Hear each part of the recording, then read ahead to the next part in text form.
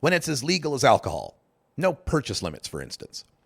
For the truly pure, legalization doesn't happen until we treat it like tomatoes. Those people I like to call tilters. Then for some, the problem is, what about the patients? The somewhat legitimate fear that wholesale changes in the way we handle marijuana are going to upset the ability for patients to acquire marijuana in the amount and frequency they need. Nowhere are stoners against legalization more vocal than in California.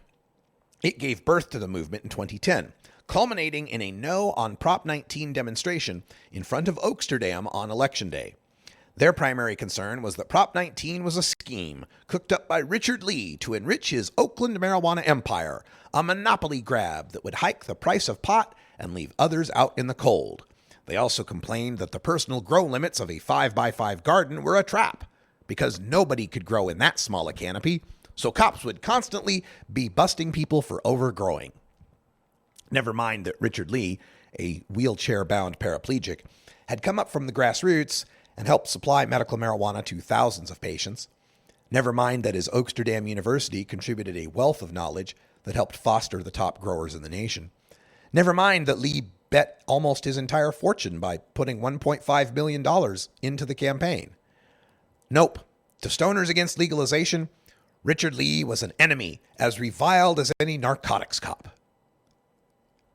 The no on Prop 19 people told us it wasn't true legalization. They told us it's a trap designed to help cops arrest tokers. The truth was they had a case of I got's mine, evidenced by the drubbing Prop 19 took in the Emerald Triangle, the commercial marijuana growing counties in California. The stoners against legalization told us that a far better chance at legalization would come around in 2012. Well, now it's 2016, and the far better chance at legalization has finally arrived, only 4 years late. But the stoners against legalization are out again with virtually the same dire predictions as 2010. Grabbing some ink these days is stoner against legalization Steve Cubby. He insists that Prop 64, quote, does not legalize marijuana, end quote, despite it clearly legalizing the possession of an ounce, the home production of 6 plants, the possession of the harvest, the sharing of marijuana with other adults, the purchase of marijuana from stores, and potentially the use of marijuana at private clubs. Cubby complains that Prop 64 creates tougher punishments for people who possess more than an ounce. That's just not true, as the current punishment for possession of over an ounce is a misdemeanor with 6 months, which becomes a felony with 16 months to 3 years if you have intent to deliver. Under Prop 64, the possession...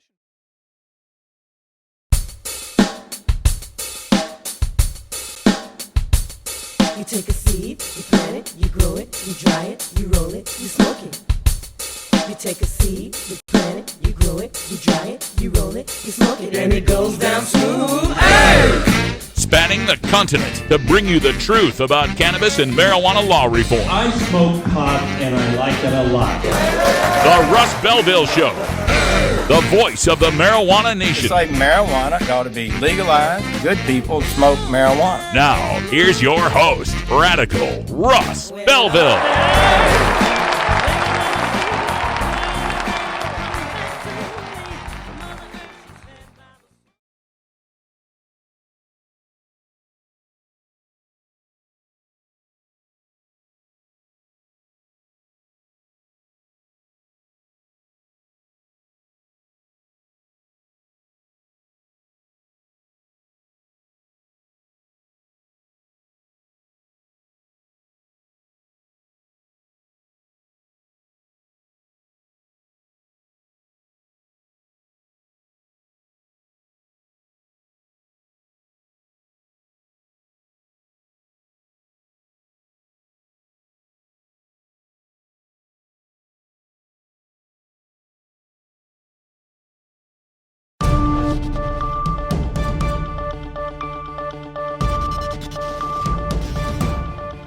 Covering the latest headlines in consumer cannabis, medical marijuana, and industrial hemp.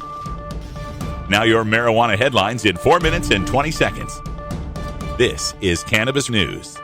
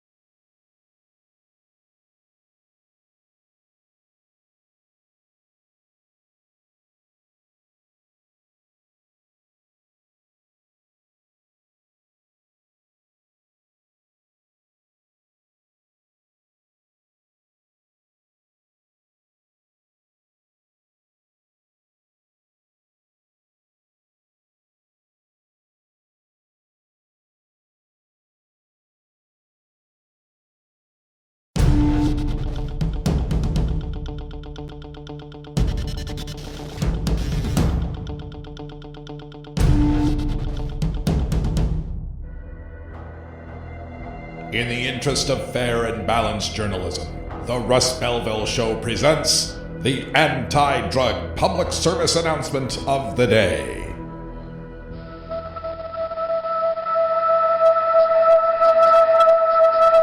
Young people from all walks of life have volunteered to take part in a frightening experiment. Next. For a short time each day, they are allowing their brains to be altered. Altered to the degree that paranoia has been induced. Altered to cause loss of motor functions. Altered to have adverse effects on reproductive organs. Altered to produce heart malfunction and destruction of brain cells to the point of memory loss. And acceleration of the aging process. The most frightening part of this experiment is that it is not an experiment. It's what slowly happens to you when you keep smoking pot. No one has to alter your brain. You've already volunteered to do it to yourself.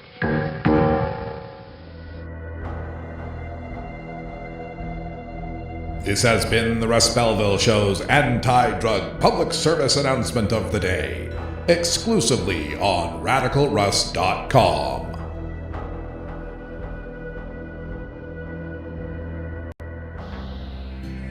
The International Cannabis Business Conference comes to San Francisco, California on February 16th and 17th, 2017.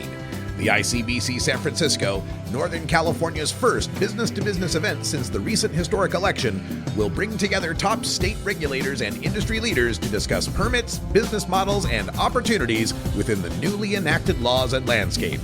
Of course, the ICBC also famously offers some of the best cannabis industry networking, leveraging our worldwide following to connect wholesalers, brands, distributors, investors, and strategic partners. And don't forget to come early for our VIP reception and stay late for our legendary after party.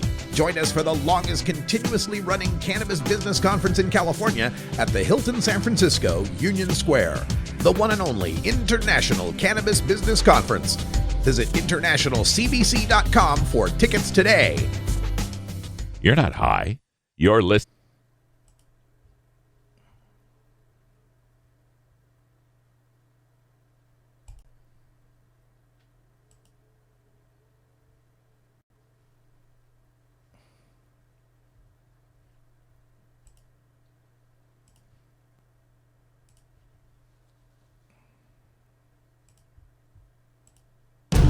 The world of cannabis is evolving at a frenetic pace. The Russ Belville Show gets behind the headlines to take a deeper look at breaking news in our Cannabis Focus. Today in the Cannabis Focus, we want to take a look at my home state of Oregon, where lawmakers and stakeholders are currently working on plans to merge the medical and recreational programs. This, of course, has been a disaster in Washington state, so stakeholders here in Oregon are very keen on making sure we do it the right way here. And according to a report from the Portland Tribune, representatives from the marijuana industry, the patient advocates, and state regulators have all agreed on a plan for consolidation of the recreational and medical marijuana regulations to be held under the auspices of the Oregon Liquor Control Commission. So as we take a look at this, Rob Patridge, the chairman of the Liquor Control Commission, said, quote, "I think Oregonians like to take care of each other as best they can, and I think the system we have proposed today will allow them to do that," end quote. Now, the situation that we have here in Oregon is that the Oregon Health Authority has been in charge of the medical marijuana program since it first began. And this was 1998, the Oregon Medical Marijuana Act.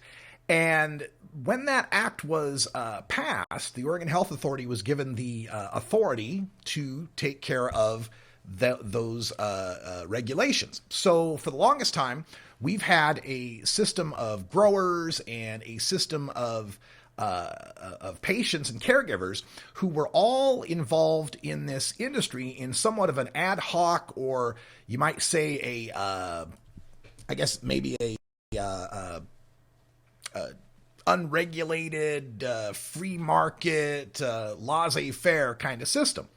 So the problem that's occurred is since we've got this medical marijuana passed in 1998, the patients and the caregivers kind of took care of themselves in that ad hoc fashion until 2013, when we finally got regulation of dispensaries. Now, dispensaries had popped up since about 2008, 2009, but they were all unregulated and very much contravening the medical marijuana law. In 2013, the legislature recognized the need for those dispensaries and got around to cooking up some regulations for them. But of course, the very next year in Oregon, we passed Measure 91, and regulation of that program was given to the Oregon Liquor Control Commission. And in that system, they came up with a very strict set of regulations and testing and licensing requirements.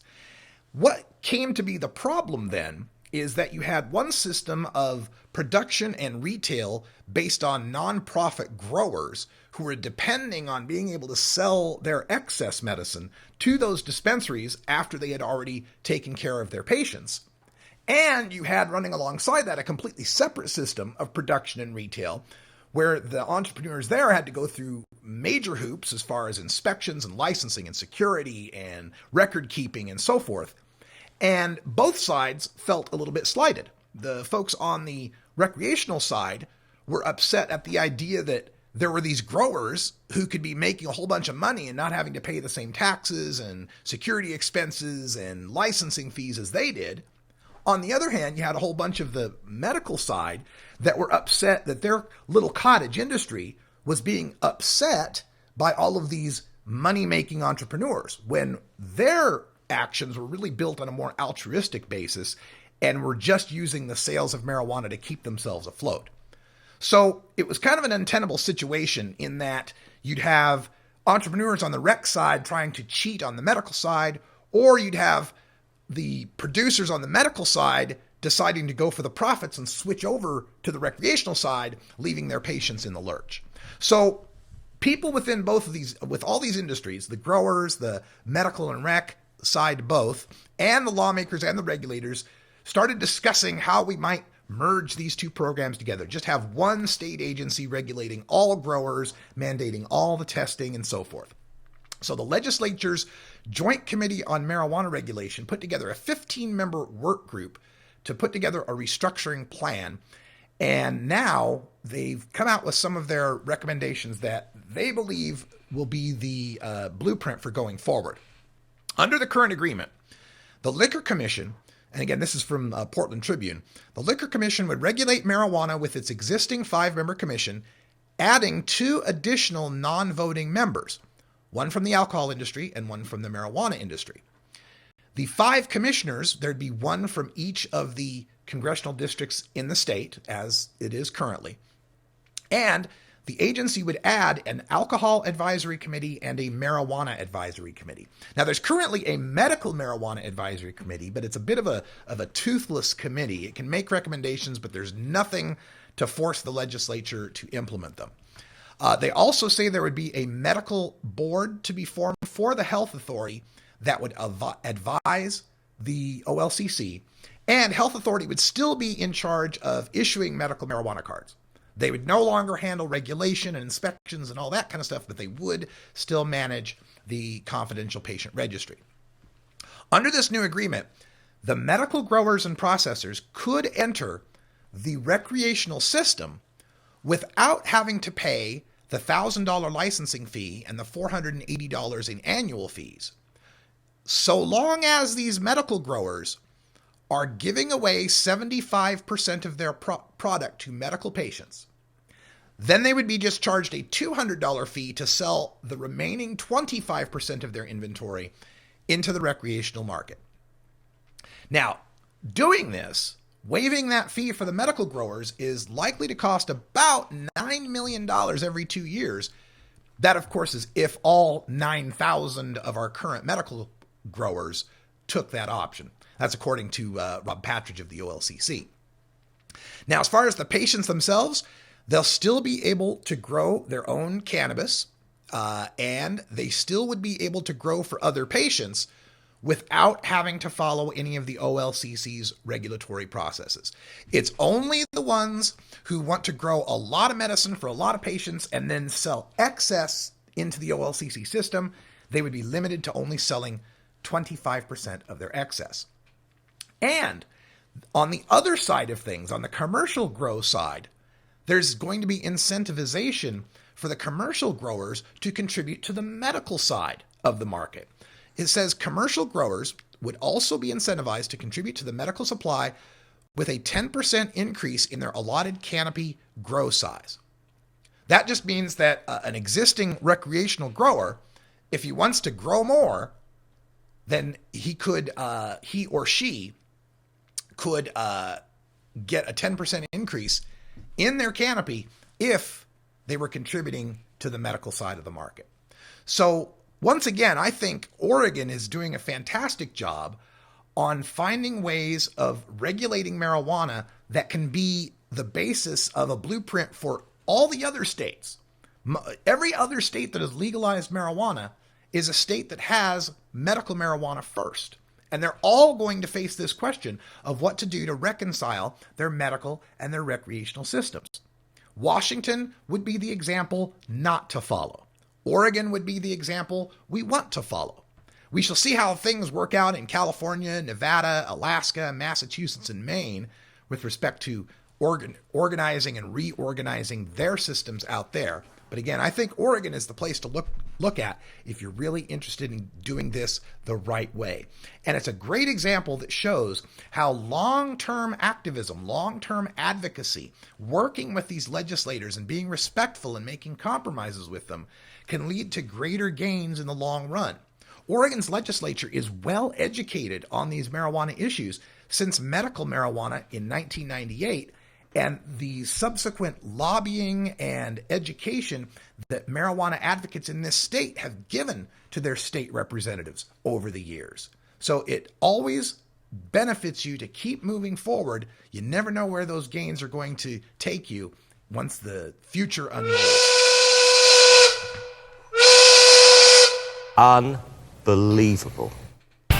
All right, that sound means it is 20 after, time for us to take our safety briefing. Sorry for the live viewers out there that I was off for a second there. Had a little problem with the mixing software. I know you couldn't hear me talking. It's kind of a bummer, since that's what the show's about. Anyway, everything seems to be working now. We're back with drug war data mining right after this.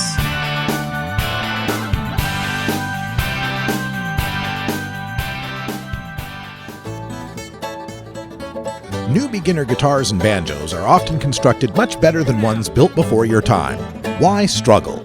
Get a new instrument or fix the old one. The trusted professionals at the Fingerboard Extension will evaluate your instrument for free. Repairs are priced for people who work for a living. Stop by the Fingerboard Extension downtown Corvallis at 120 Northwest 2nd Street today or check out its inventory on the web at fingerboardextension.com. You're listening to the Russ Belville Show. I don't drink, I don't smoke pot, but I drink and I smoke pot. And I will tell you that there is a huge difference between marijuana and alcohol. You can find Radical Russ online everywhere. This is Radical Russ Belville with a word about giving back. We're all very excited about the recent gains in marijuana reform, but while you may love the convenience of shopping for marijuana at a storefront, or are lucky enough to be profiting from the green rush, it's important that you remember that you wouldn't be where you are today without the sacrifices of cannabis freedom fighters who risked everything when 0 states had marijuana legalization. Join, support, and donate to your local and national drug reform organizations, including the National Organization for the Reform of Marijuana Laws, NORML, at normal.org, Students for Sensible Drug Policy at ssdp.org, Marijuana Policy Project at mpp.org, Americans for Safe Access at safeaccessnow.org, Drug Policy Alliance at drugpolicy.org, and Law Enforcement Action Partnership at leap.cc. This has been a public service announcement from the Russ Belville Show.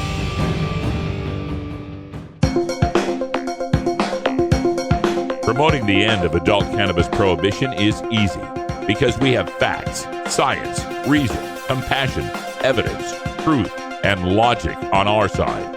It's even easier when researchers catalog it all for us. Learn how to gather the facts on marijuana use, arrests, seizures, rehabs, drug tests, and more on this edition of Drug War Data Mining. Today in the Data Mines, we take a look at an article in Forbes magazine entitled Marijuana Industry Projected to Create More Jobs Than Manufacturing by 2020. This is based off a new report from New Frontier Data, and they say by 2020, the legal cannabis market will create more than 250,000 jobs. And they say this is more jobs than are being projected for manufacturing, for utilities, or even for government work. This is according to the Bureau of Labor Statistics. BLS says by 2024, manufacturing jobs will drop by 814,000, utilities will drop by 47,000, and government jobs will drop by 383,000. The fastest growing industries, of course, typically are considered to be healthcare and information technology. Marijuana industry now is joining the ranks of those job creators. The legal cannabis market is estimated to be worth about $7 billion in 2016. The projections are for a growth, compound annual growth of about 17%. In addition to that, medical marijuana sales are projected to grow from $4.7 billion in 2016 to $13.3 billion in 2020. The adult use sales are expected to go from $2.6 billion in 2016 to $11.2 billion by 2020. Now, these projections from New Frontier Data are based on the markets that have already passed either medical or adult use marijuana. It does not include any additional states that might legalize by 2020. There are possibilities that we'll have Vermont and Rhode Island legalizing through their legislatures this year or next. There's the possibility that we see legalization happening in 2018 through the MI Legalize campaign. And medical marijuana is being talked about now in 17 states. There are 17 states that currently have some sort of bill being discussed or have already been entered that have to do with the legalization of medical marijuana. Now, there's currently 28 states that have some form of legalized medical marijuana and 8 states that have legal adult use marijuana. Now, the New Frontier Data is also reporting that there should be a projected total market sales in marijuana of $24 billion by 2025, 5 years later than the other projection, and the possibility of 300,000 jobs by 2020, over that 250,000. This analysis comes from the data from the Marijuana Policy Project as well as Marijuana Business Daily. Marijuana Business Daily says the industry currently is employing 100,000 to 150,000 workers, with about 90,000 of those jobs in direct plant-touching companies. That would be growers, processors, and retailers. Oaksterdam University also has been training people for the marijuana industry, and their chancellor, Dale Sky Jones, says, quote, "The cannabis job market is growing, but many who are interested in the industry have been fearful of prosecution by the DEA, but that is changing. A U.S. appeals court recently decided unanimously that the federal government may not prosecute people who grow and distribute marijuana or medical marijuana if they comply with state laws. While this ruling currently affects states within the Ninth Circuit, that would be the western states, the decision will influence other circuits across the country. This is huge, and it is very likely that more people will now feel safer about entering the cannabis industry." End quote. That's from Dale Sky Jones at Oaksterdam again. Now, when it comes to this, these projections by New Frontier, I'm really excited about them on the job creation side. The part of the projections I worry about are these projections about the possible income, both the gross sales of marijuana and the tax revenue that will be reported to the states. As we reported in the Cannabis Headline News, Oregon's tax revenue has been dropping as of late. this is owed to production issues as far as new testing requirements that came online that couldn't be immediately met. And that is leading many people in Oregon to return to either their medical markets or their unregulated illicit markets to get their marijuana. Also, the price of marijuana continues to fall here in the Pacific Northwest. And these tax arguments, these tax projections that are being made, sometimes I think they're relying on the idea that this price of marijuana is going to stay somewhat static. And that, I believe, is a big mistake. It's easy to make these tax revenue arguments when you're talking about a 10 or a 20% tax on a $300 ounce. 30 to 60 bucks an ounce is a pretty decent tax return. But as more production comes online, especially as California production comes online, and especially by 2023, when California gives the green light to unlimited sized commercial farming, we are going to see the marijuana prices drop. We're going to see prices of marijuana getting down to $50, $30, maybe even $20 an ounce. Trying to make that sale on the 10 to 20% marijuana tax on the $50 ounce isn't as compelling. And we're going to reach a point at which the price of marijuana drops enough that it may just barely break even on its regulatory costs, or maybe even exceed them. When that starts to happen, we'll see our opponents questioning the economic wisdom of marijuana legalization. So I applaud New Frontier for these economic arguments, for these economic projections, but remember, economics only takes you so far. We need to legalize marijuana because it's wrong to keep it prohibited. All right, we're going to take a break. When we come back, we'll talk High on Sports with four-time NBA champion John Spider Salley right after this.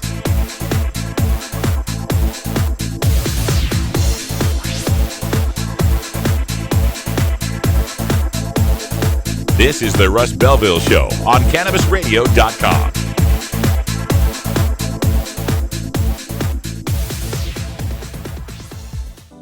The Russ Belville Show is proudly sponsored by the Marijuana Business Association. The MJBA, called by NBC News the Cannabis Chamber of Commerce, is the fastest growing business association in the fastest growing industry in America. I've been working with the MJBA for years, and I personally invite you to join the MJBA. MJBA also publishes the popular MJ Headline News on Facebook and the MJNewsNetwork.com and Marijuana Channel 1 on YouTube. Visit mjba.net for more details.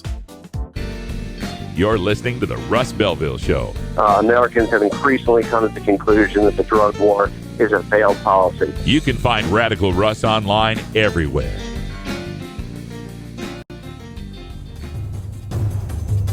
Warning. Hits taken on this show are larger than they appear. Do not try this at home. These people are professionals. Or at least they aim you to say that. Hey, man. Am I driving okay? A public service message from the Russ Belville Show.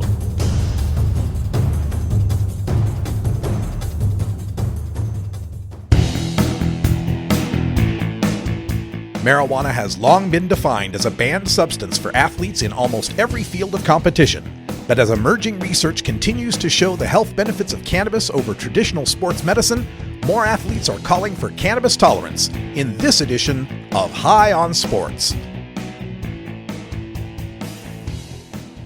Welcome, everybody, to this impromptu live broadcast from the International Cannabis Business Conference here in San Francisco, California, ICBC San Francisco. And I was just sitting here looking over at the booth across from me, the folks out there at Freedom Leaf.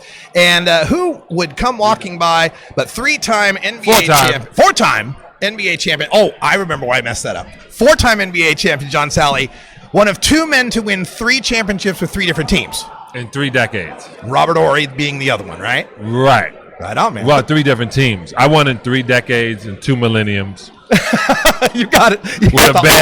With never having any kind of cannabis, just Advil. Just Advil all that time. So that wasn't a thing back then in your day. No, it was the thing. I didn't do it. I found out. I was wondering why a lot of my teammates didn't hang out with me after playing. Right. It's because I obviously didn't partake in I didn't drink either. Yeah. So I didn't drink alcohol, so there was no reason for me to hang out. I just like women. Well, with cannabis and the association goes back. I mean, I recall back in the early '80s and Kareem talking about it. Yeah. Even so, has it always been something, and it's just something you've become aware of recently? No, it's always been a thing. I remember when they would talk about, people like Kareem would talk about cannabis, and people like Robert Parrish for the Celtics didn't talk about it, but then Chief. Supposedly Chief, like, that's the nickname, Chief. That's a double meaning there. Yes, and then I would hear things, but then like my last month of playing, I tried it. Yeah. And then I didn't do it again until I was 42, and then at 44 I became more of a smoker. Yeah. And now I'm 52 and I'm advocating. Yeah. I've often said that once you hit AARP age, you ought to get a medical marijuana card automatically. That's what I say. You hit 50, man, it's everything aches. Hey, somebody call that. We'll make that happen. I've spoken with some former players in the NFL, former NBA players, and some mixed martial artists as well.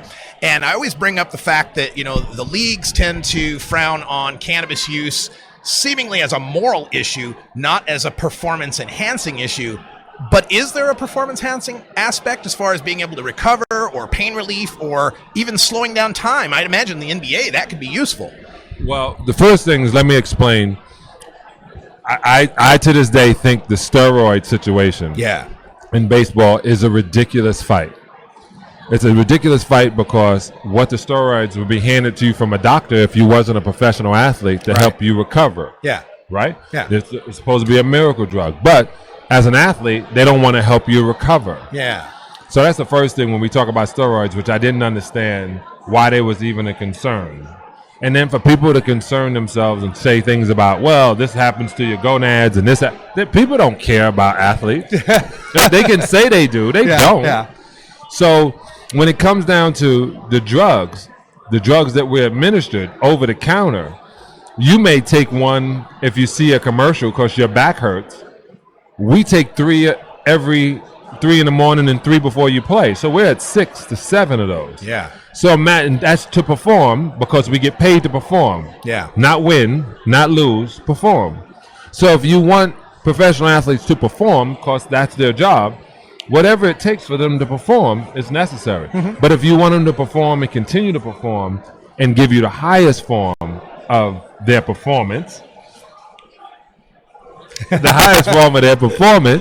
then what you should do is figure out how to do it naturally. And that's when I realized that this kind of cannabis was a natural way of doing it. It always strikes me as odd that we don't seem to have a problem with artificial mechanical fixes for sports, be it Tommy John surgery for pitchers or the batting armor that they wear, or which makes them better. Yeah, which makes them better. But a chemical fix, we frown on that. We see it as a natural fix. They do like the chemical fix. They'll let you take Vicodin and they'll let you get hooked on pharmaceuticals.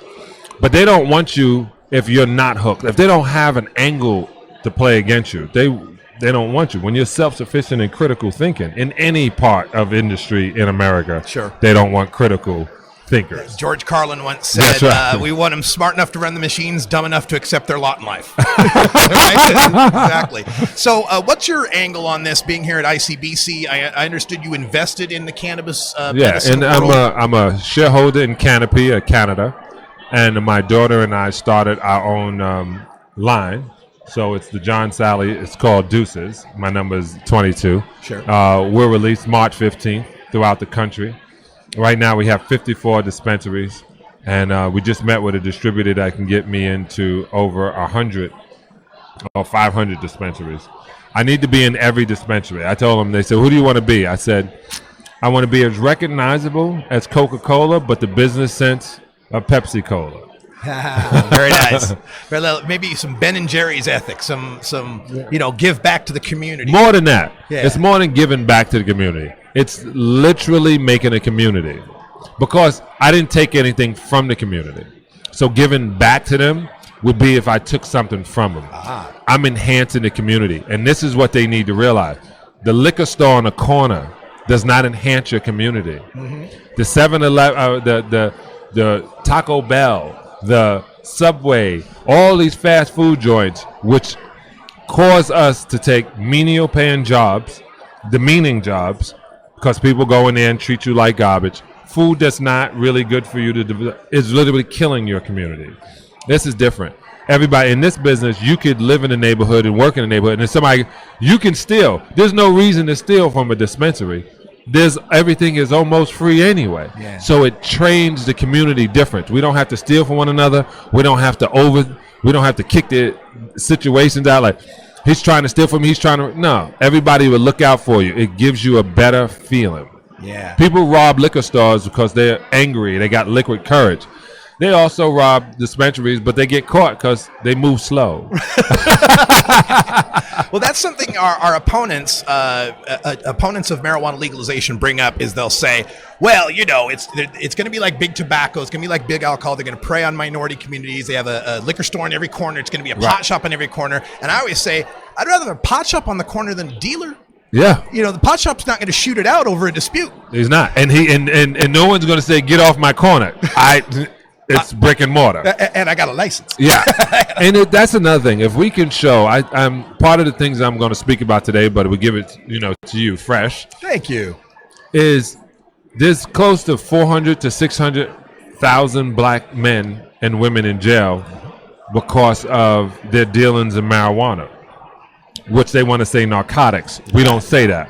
Dealing in marijuana. And in some states, when they get out, because of their record, they won't be able to work in this industry, which is now going like wildfire. Yep.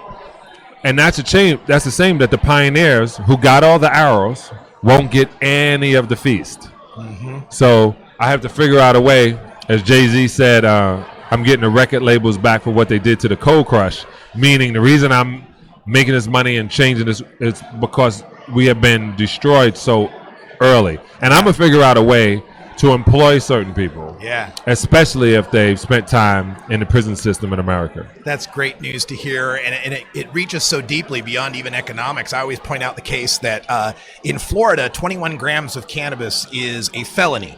You get a felony in Florida, you lose your right to vote for life. Right. Who gets busted the most for cannabis? African Americans. That's right. This has led to a situation in Florida where 1 out of 5 black men of voting age cannot vote in that state. Had they been able to vote, we'd have had a President Gore and probably another President Clinton.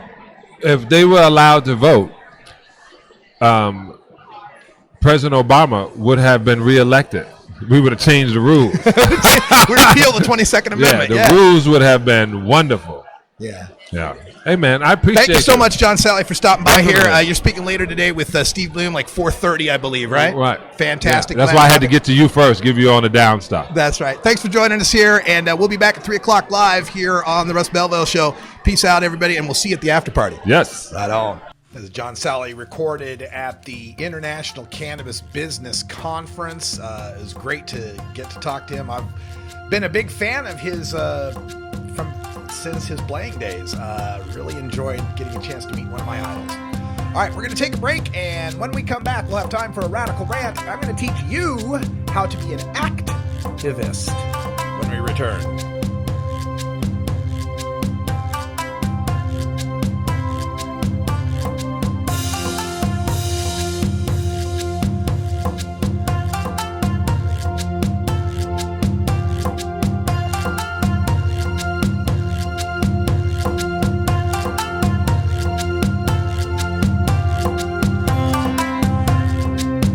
This is the Russ Belville Show on CannabisRadio.com.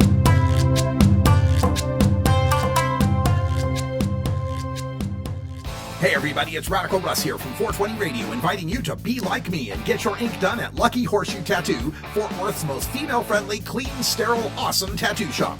Thomas and his crew are true artists who can design you a custom piece or use a design you bring in. Lucky Horseshoe Tattoo also offers all styles of tattooing as well as piercings and all-around fun. In the DFW area, stop by Lucky Horseshoe Tattoo and tell them Radical Russ sent you. Trust me, it'll feel awesome. This is the Russ Belville Show, annoying Kevin Sabet since 2012.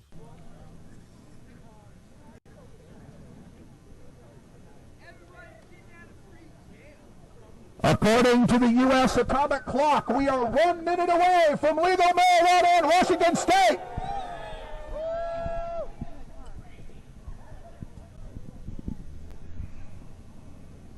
All right, all my friends out there in the chat room, thank you so much for being a part of this show. I wouldn't be here in Seattle for this history-making event if it wasn't for you and all of the donations and all the sponsorships and all the support and telling all your friends. Thank you so much. This is a dream come true. I can't believe this is my job, and it's the best job. 30 seconds! 30 seconds! All right, folks. Are we ready for legalization out there? I think we're ready for legalization. We are just about ready. All right, 15 seconds to go. In the interest of fair and balanced journalism, the Russ Belville Show presents the anti-drug public service announcement of the day.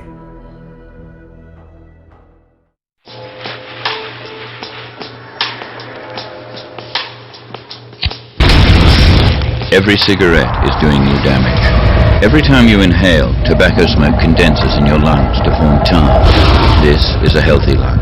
And this is the amount of tar a pack-a-day smoker breathes in every year. Every cigarette is doing you damage. Authorised by the Australian Government, Canberra.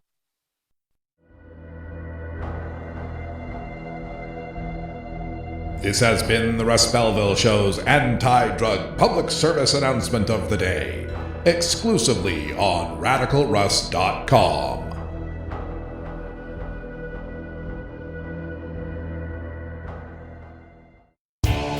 Total war against public enemy number one. 10 federal criminal penalties for up to 1 ounce of marijuana. Marijuana is probably the most dangerous drug. Legalization is just another word for surrender. I experimented with marijuana and didn't inhale. This is not medicine. This is a Cheech and Chong show. Encourage people to use less drugs. I am ill.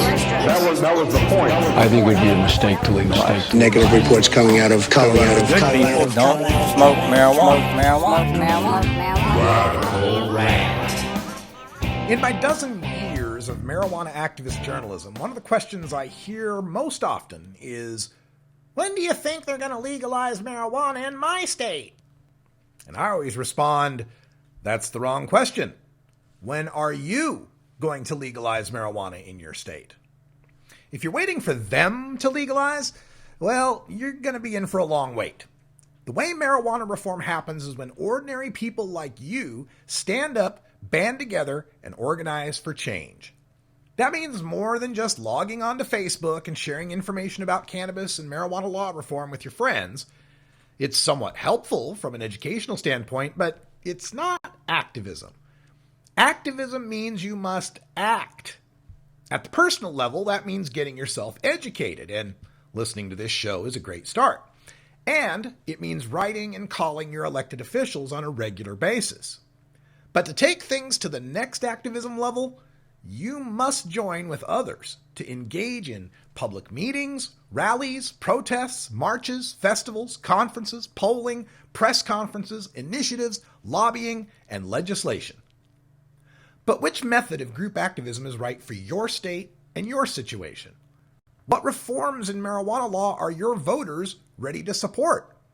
How do you achieve success with your activism? Well, here at the Russ Belville Show, we've spoken with veteran activists all across the United States and asked them for advice on the basics of marijuana activism. From the forefront of cannabis acceptance in California to the front lines of marijuana prohibition in Texas, from modest city-level decriminalization in Missouri to revolutionary state-level legalization in Oregon, this is the advice your group needs to start reforming marijuana laws in your state. There are 4 elements involved in making social change: activists, supporters, voters, and laws. So if legalization is your road trip destination, then your city or state is the car, the activists are the engine, your supporters are the fuel, the voters are the countryside, and the lawmakers and initiatives are your roads and freeways. And like an 8-cylinder engine is more powerful than a 4-cylinder, your reform engine is more powerful with more activists. You most likely cannot do this alone. You'll need a reform group. To build that group, you need to hold public meetings. Now, we used to rent a hall to hold our monthly meetings with Portland Normal when I was executive director, until we asked around and found that a local bar was willing to open up early one Saturday of the month for free. They're more than happy to have a bunch of folks with the munchies coming in and spending money. And don't be worried if you have nothing to deliver at your first meeting. Use it to meet other like-minded people and ask what reforms they'd like to work on. Find out their personal reasons for wanting reform. Contact me, Russ at radicalruss.com or radicalruss@gmail.com, and I can point you to all sorts of websites and information that you can get to hand out to the people at your meeting. Or you could reach out to national organizations like NORML, Students for Sensible Drug Policy, Americans for Safe Access, Law Enforcement Action Partnership, and ask them if they have a speaker that would like to talk at your meeting. Maybe you can even find a sympathetic city councilman or a state legislator who'd like to appear for a Q&A session or a town hall. And then from these public meetings, you'll build this cadre of dedicated folks, a core group who are ready to help you take your public activism to the next level with a rally, a protest, march, or a festival. Now, your group could be the Cadillac of activists, but without enough fuel of supporters, you're not going anywhere. Getting enough fuel for your activism push is accomplished through public events. You may have started your group, held some meetings, and have a great website or a Facebook page, but generally your supporters won't perceive you as real until they see your group has some organized public presence. Rallies are generally when people gather in one place to support something. Protests are a fixed gathering to oppose something. Marches are a moving example of either a rally or a protest, sometimes both. Festivals are day-long rallies that usually incorporate entertainment or vending. And I believe that if we didn't have the 10 years of hemp stock festivals and participation annually in the global cannabis marches and several strong medical and adult use activist groups here in Oregon, I don't think we would have had the support to bounce back from a losing campaign in 2012 to successfully tackle legalization in 2014, an off-year election. Now, generally speaking, you can gather on public property, like parks, without a permit, so long as you aren't putting up stages and loudspeakers. For a larger gathering with that kind of infrastructure, you may need to work with city officials to secure a permit. For marching, usually you can traverse the sidewalks without permits, but once you take to the streets, permits are required. But don't be intimidated by the permitting process. You'll find that city officials are often very helpful and encouraging if you approach them with a professional and respectful demeanor. A great example of that would be out in Dallas-Fort Worth, where Sean McAllister is the executive director of DFW Normal. And I've watched him with a very open and honest dialogue with the Dallas and Fort Worth police departments. Now, they schedule 2 marches a year, one in May and one in October, one in Dallas, one in Fort Worth. And this is right in the heart of Prohibitionist Texas. But because the cops know that they're going to keep the streets clean, they don't create any mayhem, they don't cause any vandalism, and they abide by the law, they get a full police escort with thousands of people marching down the street, openly smoking pot without a single arrest. Of course, this is the point where it behooves you to have a lawyer as part of your activism engine. Your city officials and law enforcement may not like the content of your speech and may try to derail your activism. They may be banking on you not knowing your free speech rights, but they'll back down quickly once the magic lawyer word is uttered. It's also good to have your lawyer present to explain to participants how to assert their rights if police start making possession arrests. Also, while you can't dictate that everyone dress well and bring decent signs, you can strongly encourage it. Remember that any news media will focus on the most outrageous and counterculture images they can find to represent your event. So instead, make it your priority to find the journalists before and during your event and put your organization's best foot forward by giving them useful sound bites and newsworthy interviewees. Deliver a provocative statistic or a powerful anecdote and get it down to just 6 to 10 seconds. Have your most powerful and most sympathetic patients or conventional soccer moms or clean-cut students ready to talk to reporters. Make sure to explain not just why your proposed reform is important to you, but why it is vitally necessary for everyone else too. I spoke with Tom Angel. He's the founder of Marijuana Majority and a senior political correspondent for Massroots. He's got more media connection and published articles and published quotes than anyone I can think of. And he says, quote, "Look at it like you're just trying to help journalists do their jobs instead of trying to convince them to help you. They're looking for interesting stories. And if you have one to tell, they're likely to want to hear what you have to say." End quote. Now, your activist engine could have a full tank of supporters behind it, but if you don't know which roads lead to your destination, you're just wasting gas.